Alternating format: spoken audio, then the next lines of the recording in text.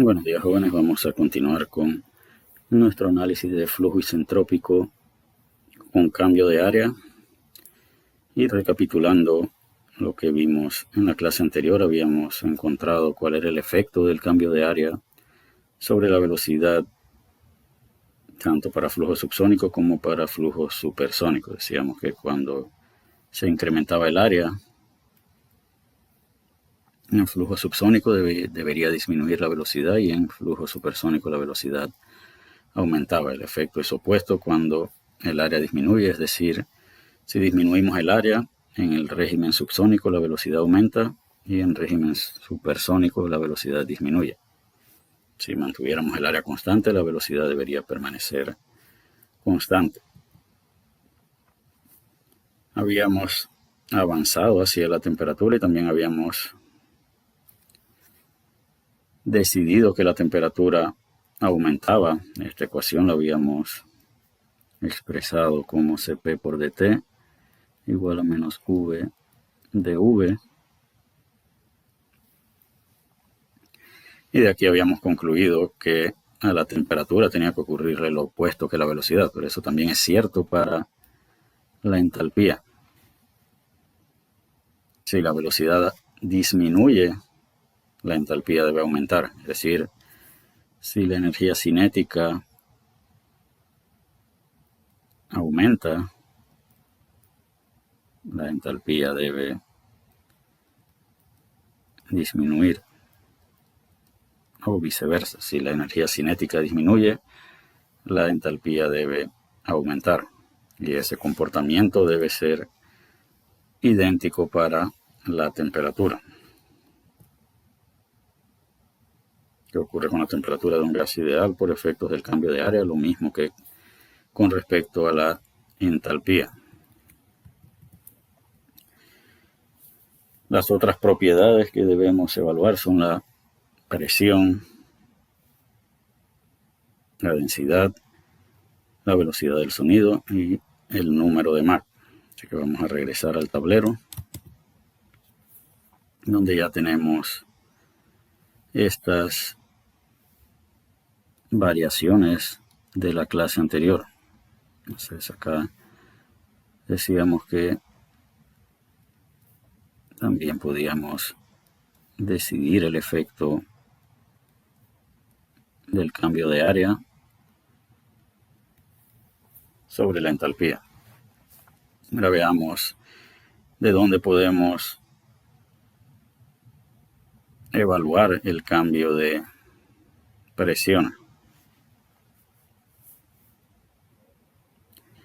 La ecuación de balance de cantidad de movimiento, y acá me tocará apelar a la memoria, dice que V de V más dP over ρ más G de Z es igual a menos delta de fuerza de fricción sobre ρ por el área.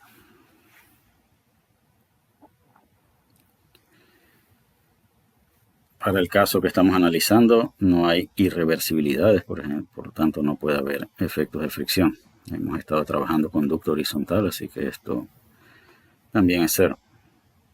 Que nos queda en la ecuación de balance de cantidad de movimiento, V de V más dP entre ρ es igual a 0. Por lo tanto, dP es igual a menos ρv de V.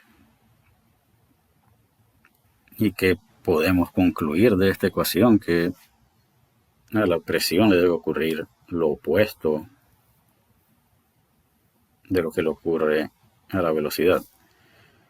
En términos de cantidad de movimiento, esto representa las variaciones en la inercia de flujo. Si la inercia de flujo aumenta, las fuerzas de superficie asociadas con la presión deben verse reducidas. Por lo tanto, la presión disminuye. Así que simplemente debemos establecer que a la presión le ocurre lo opuesto de lo que le ocurre a la velocidad. Si la velocidad aumenta, la presión debe disminuir. Si este término es positivo, positivo por positivo por positivo por negativo es negativo. Si dv es negativo, negativo por negativo, positivo por otros dos positivos, esto es positivo. Así que acá podemos decidir que la presión aquí debe aumentar y acá la presión debe disminuir. Acá la presión debe disminuir y acá la presión debe aumentar.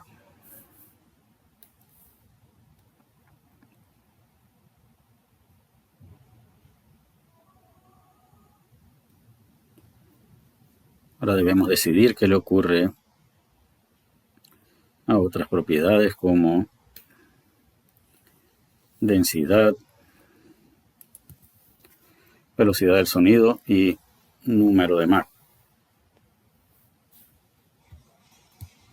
Vamos a ver acá el reloj para tener idea de qué tanto hemos cubierto en tiempo. Entonces vamos a ver cómo podemos decidir qué le pasa a la densidad.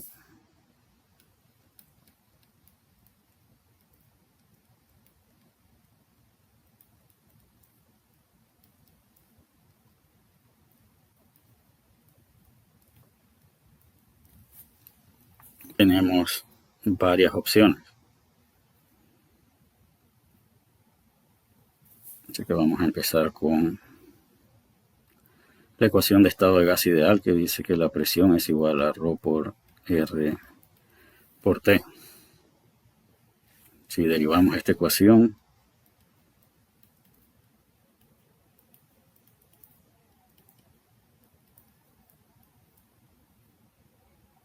si despejamos el término que tiene el diferencial de densidad,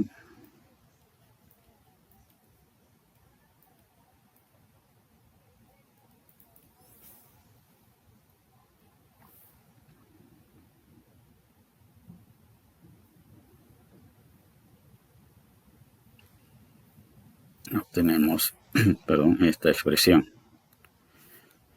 Veamos si esta ecuación nos permite decidir qué le ocurre a la densidad. Vamos a tomar uno de estos casos. Tenemos flujo subsónico con incremento de área. Según esto, la temperatura aumenta, así que este término es positivo, y la presión también aumenta, así que este término también es positivo.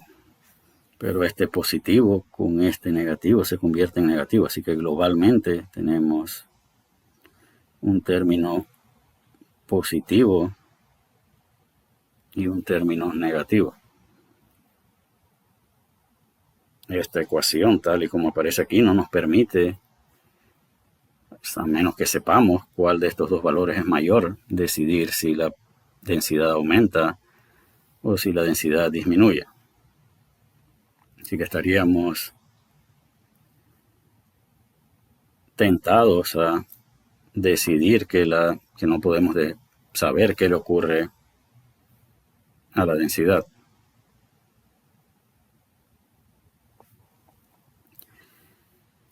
¿De qué otra manera podemos decidir qué le ocurre a la densidad? Podemos recurrir a balance de masa.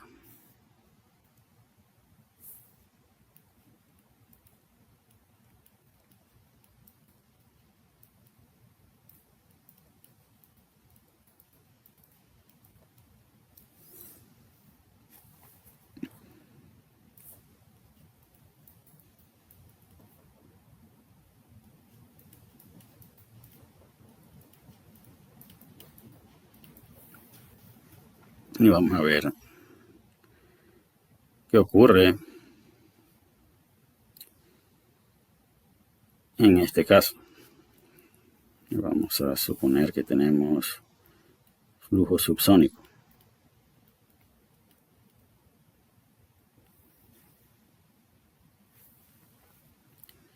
Si el diferencial de área es positivo, el diferencial de área es, perdón, el diferencial de velocidad es negativo.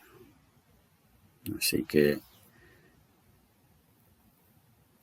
acá nuevamente tenemos efectos opuestos. Vamos a ver qué ocurre si el flujo es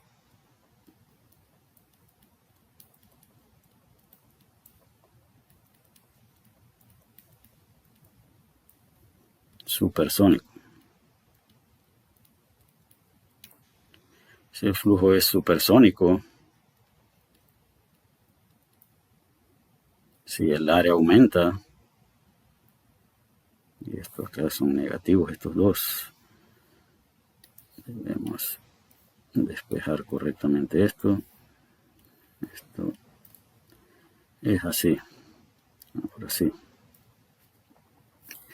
Bien, si el diferencial de área es positivo, el diferencial de velocidad también es positivo, así que para flujo supersónico en este caso podríamos concluir que la densidad disminuye.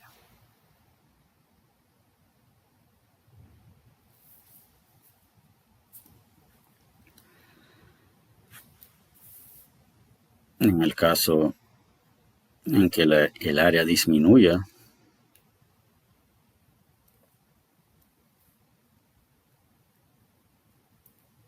la velocidad también disminuye, y acá podríamos concluir que la densidad aumenta.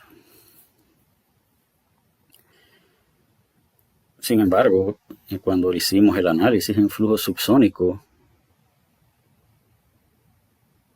no pudimos llegar a conclusiones similares, pues el área y la velocidad tienen direcciones o tienen variaciones opuestas. Entonces habrá otra manera de poder encontrar un comportamiento general para la densidad a partir de la información que ya conocemos, porque acá todavía tenemos dudas de qué le pasa a la densidad. Así que todavía no nos vamos a dar por vencidos y vamos a recurrir a las relaciones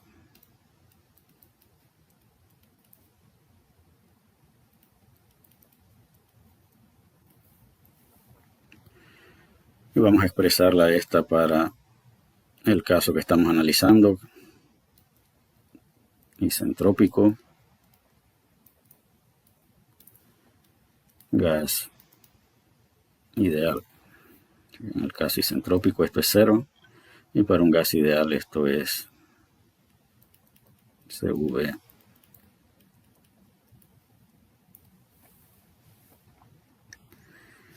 Despejando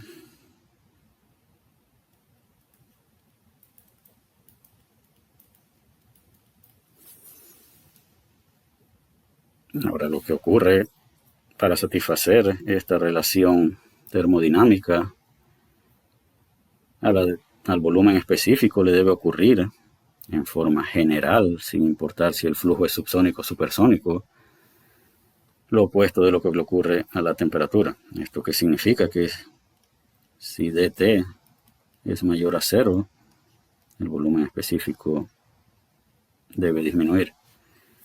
Por el contrario, si dT es negativo,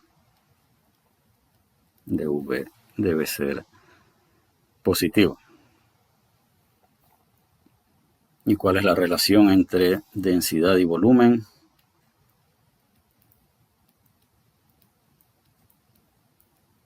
Son opuestos, de tal manera que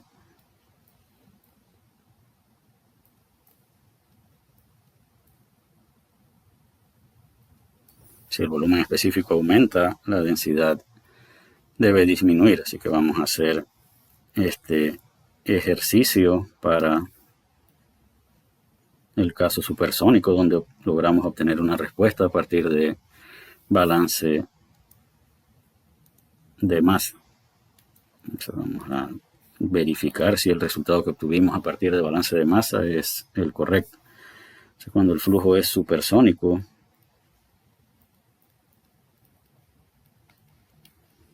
Si el área aumenta, la velocidad aumenta y la temperatura disminuye. Y esto nos permite concluir que el diferencial de volumen específico debe ser positivo a partir de esta expresión. Y si el diferencial de volumen específico es positivo, el diferencial de densidad debe ser negativo. Tal y como balance de masa nos permitió predecir. Si por el contrario el diferencial de área es negativo, entonces la velocidad debe disminuir, la temperatura debe aumentar, el volumen específico debe disminuir y la densidad debe aumentar, tal como balance de masa permitió predecir. Ahora, ¿qué ocurriría en el caso del flujo subsónico?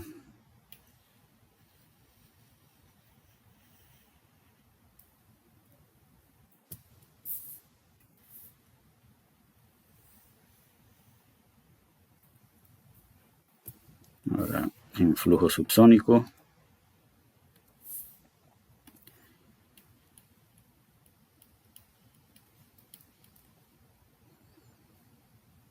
el diferencial de área es positivo, el diferencial de velocidad es negativo,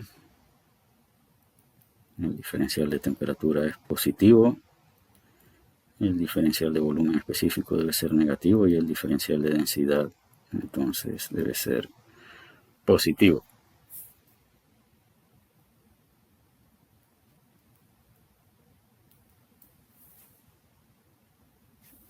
Y acá debemos esperar el comportamiento opuesto. Y este es el tipo de análisis al que yo me refiero cuando hablo de análisis cualitativo. Que la primera ecuación nos lleve a la conclusión de que no podemos determinar lo que le pasa a la densidad, no quiere decir que no tengamos las herramientas para encontrarlo y debemos agotar esas herramientas antes de llegar a una conclusión. Así que ya hemos decidido qué le pasa a la densidad. Ahora debemos evaluar qué ocurre con otras propiedades.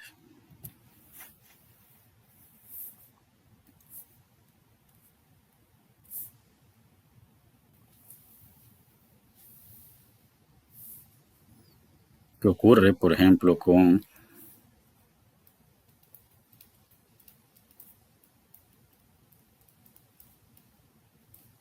la velocidad del sonido?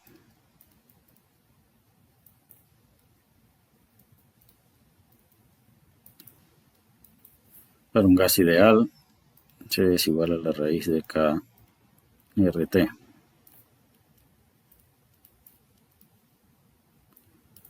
Si aplicamos para un gas perfecto, el diferencial de la velocidad del sonido sería igual a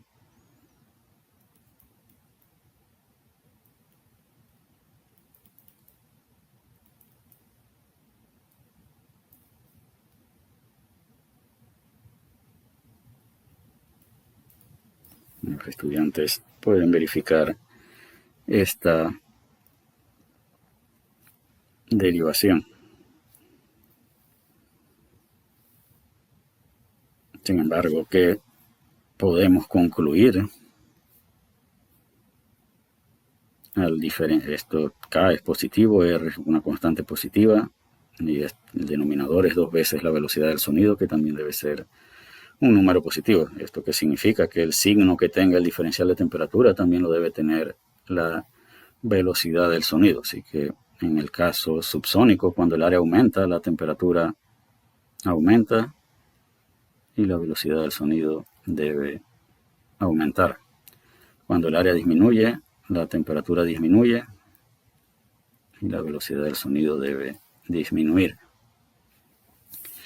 En flujo supersónico, si el área aumenta, la temperatura disminuye y la velocidad del sonido debe disminuir. Si el área disminuye, la temperatura aumenta y la velocidad del sonido debe aumentar. Así que ya hemos decidido qué ocurre con la velocidad del sonido. Por último, debemos decidir qué ocurre con el número de Mach.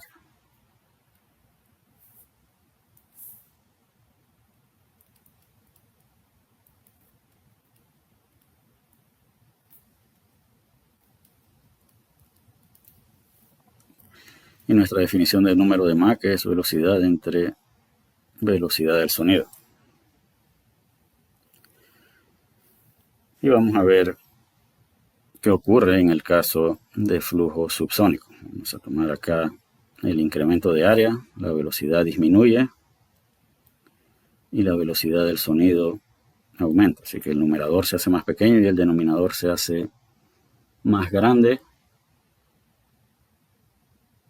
que debemos esperar que ocurra. El número de Mach en este caso debe disminuir. Ahora, cuando reducimos el área, la velocidad aumenta y la velocidad del sonido disminuye. Eso quiere decir que el número de Mach debe aumentar. En el caso de flujos supersónicos, si la velocidad aumenta y la velocidad del sonido disminuye, el número de Mach debe aumentar. Y en el caso de reducción de área, si la velocidad disminuye y la velocidad del sonido aumenta, el número de Mach debe disminuir. Y esto nos da la historia completa de lo que ocurre con las propiedades locales por efectos de las variaciones de área. Acá debemos generalizar con respecto a las propiedades de estancamiento, por eso solo los vamos a poner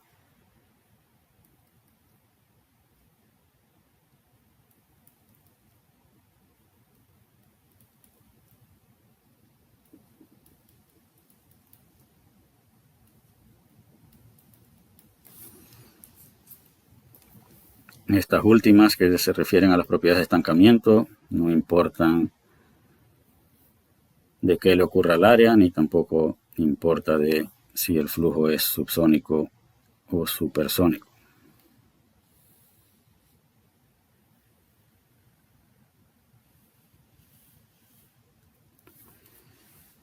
Y esta es entonces nuestra historia de la variación de propiedades en el caso de gas perfecto con cambios de área, sin irreversibilidades y sin transferencia de calor. Vamos a regresar a las PPT para verificar estos resultados.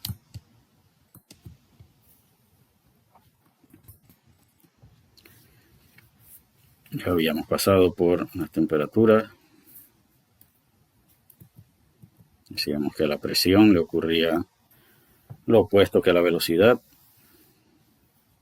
Así que en flujo subsónico, al incrementar el área, se incrementa la presión, y al disminuir el área disminuye la presión. En flujo supersónico el comportamiento es opuesto. ¿Qué ocurre con la densidad? También habíamos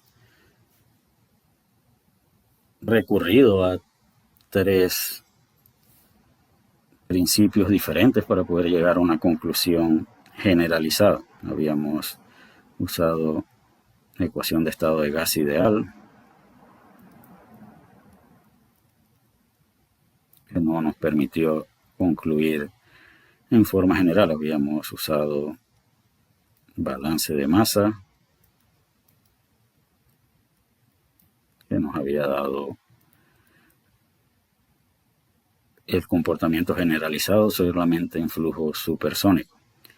Y fue las relaciones TdS, las que nos permitió decidir qué ocurría con el volumen específico y posteriormente con la densidad.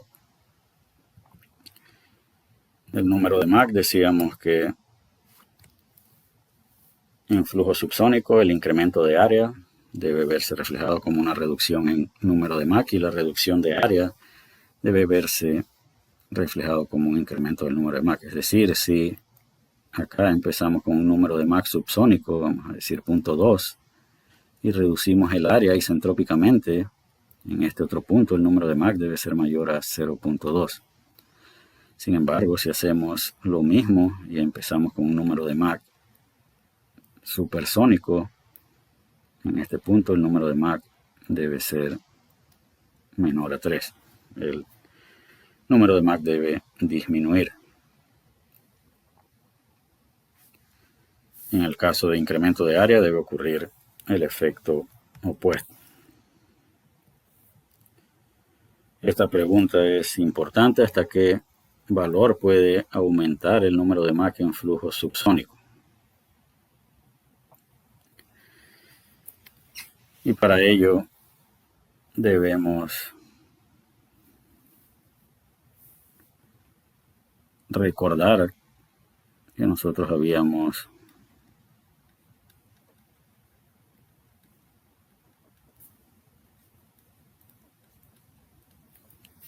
simplificado la ecuación, o habíamos combinado las ecuaciones de balance de energía y balance de cantidad de movimiento hasta esta expresión.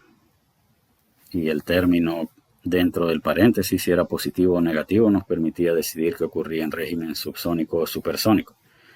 Pero ¿qué ocurre con este término si el número de Mach es igual a 1?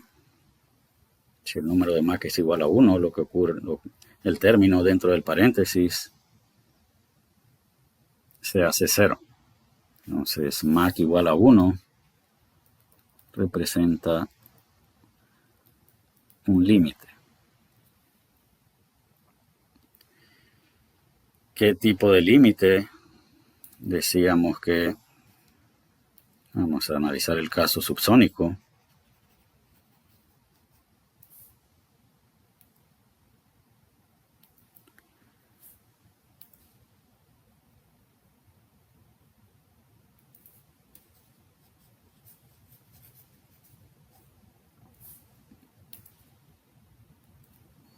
Vamos a tener esta variación de área. Está un poco...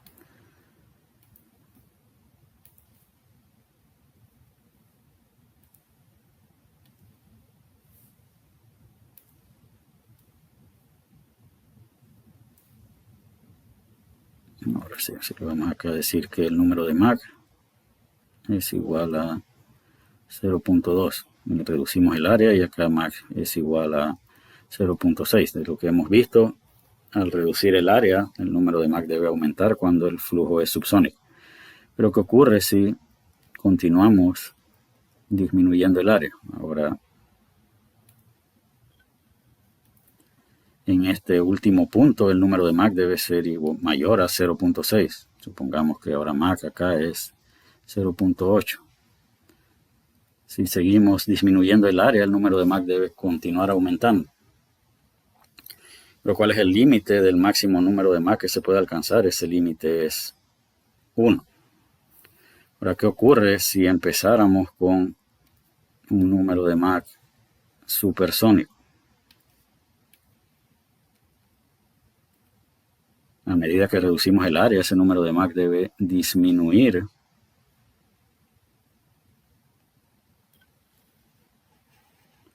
¿Y hasta dónde puede disminuir ese número de Mach? Puede disminuir hasta llegar a 1. Si seguimos reduciendo el área, no vamos a seguir disminuyendo el número de Mach. De la misma manera que si empezamos como subsónico y seguimos reduciendo el área, no vamos a pasar a supersónico. Así que por medio de la reducción de área, el límite siempre va a ser 1, sea subsónico o empecemos supersónicamente. Mach igual a 1 es el límite, y esta es la respuesta a esta pregunta, que también puede formularse para el caso de supersónico.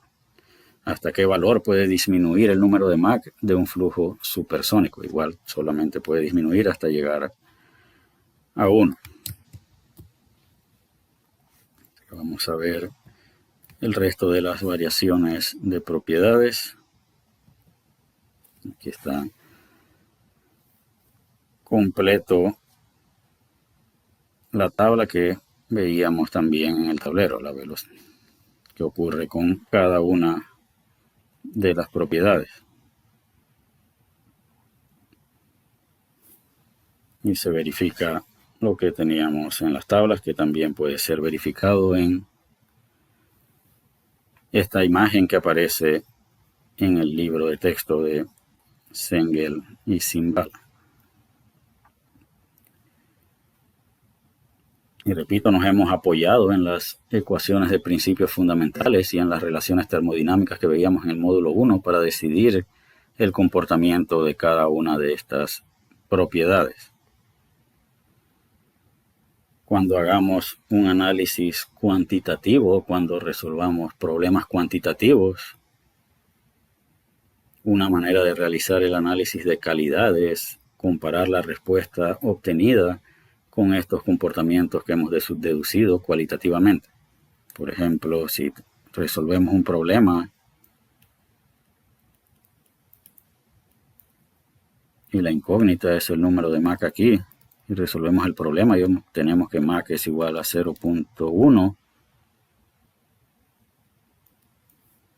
en reducción de área en flujo subsónico, el número de Mach debe aumentar y nuestro resultado no se ajusta a ese comportamiento. Así que este análisis cualitativo nos permite más adelante evaluar la calidad de la respuesta en problemas de tipo cuantitativo. Y vamos a concluir aquí esta segunda clase del módulo 3. Continuaremos con el inicio del análisis cuantitativo en la siguiente clase. Hasta la próxima, jóvenes.